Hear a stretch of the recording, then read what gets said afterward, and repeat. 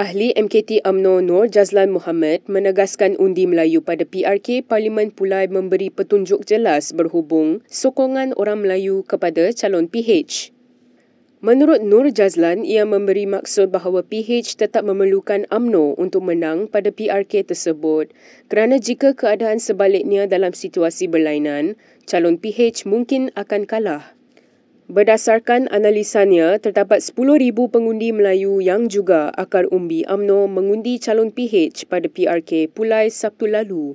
Ulasnya lagi, sebanyak 10,000 undi Melayu yang diterima calon PH membabitkan peti undi di Dun Perling dan Kempas yang majoritinya datang dari ahli UMNO Pulai.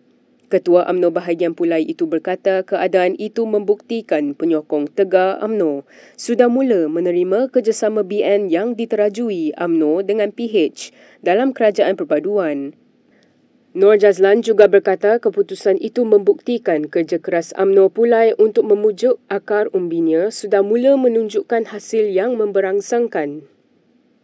Dua calon PH, Suhaizan Kayat serta Nazri Abdul Rahman, masing-masing memenangi kerusi Parlimen Pulai dan Dun Simpang Jeram pada PRK yang lepas.